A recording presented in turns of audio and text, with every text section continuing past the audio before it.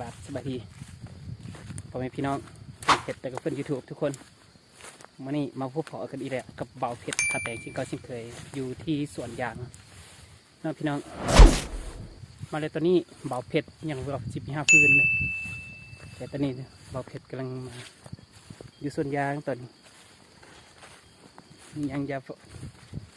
ย่าลืมฝากกดไลค์กดแชร์กดติดตามเด้อทุกคนแต่ก็กดกระดิ่งเพื่อแจ้งเตือนให้เบาเพชรได้เพื่อได้ส่งคลิปใหม่ๆเผาส้นยางมื่อนี้บรรยากาศวันดีอุ้งหัวก็ไล่เลยวันนี้เบาเพชรก็มาอยู่สวนยางแต่ก็มีงัวเขานำ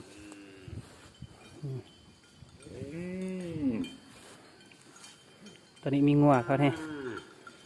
งามงัวก็งามหญ้าก็ดีพี่น้องเนาะงัวนี่ก็มาหา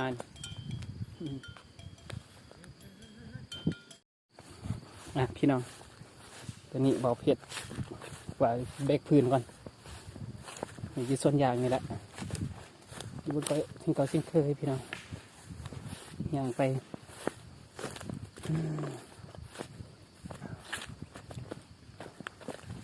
หาพื้นกับหายาง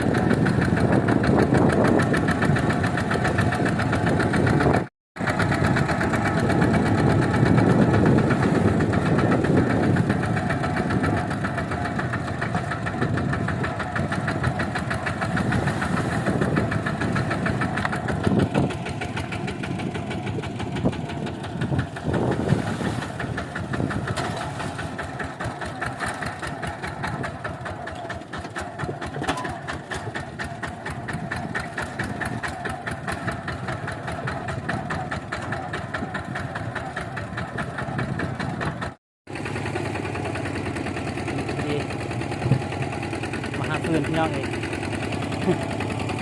อันนี้มาหาพื้น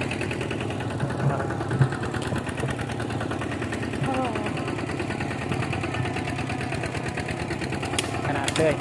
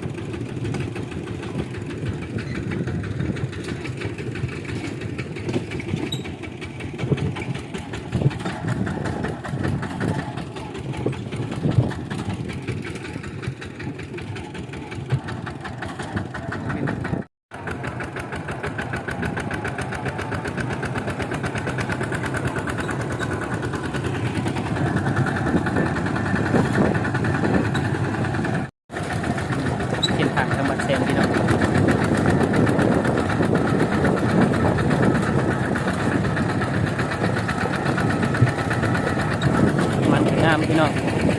อย่างพลาก็งาม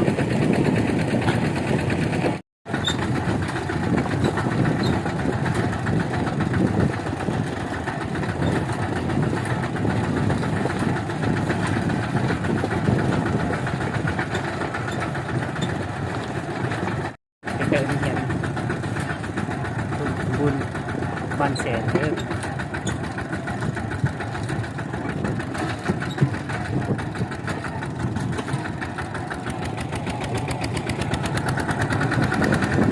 บ้านแสน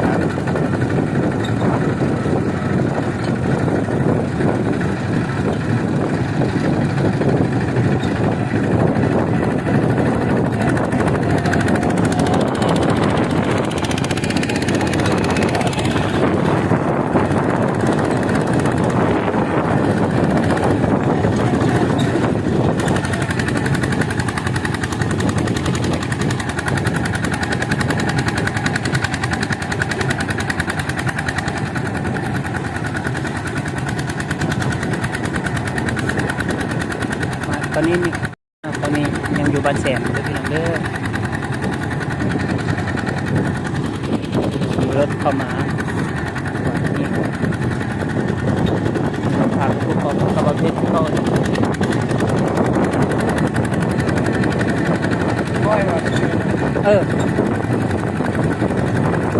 คุณอยู่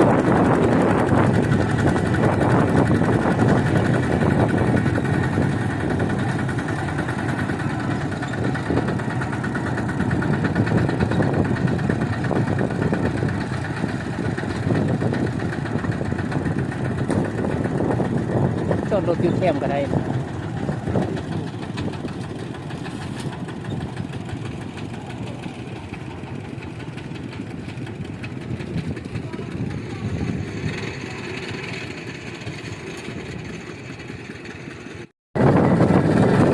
ตอนนี้กำลังออกจากบ้านแสนนั่นเลยเป็นทางบ้านแสน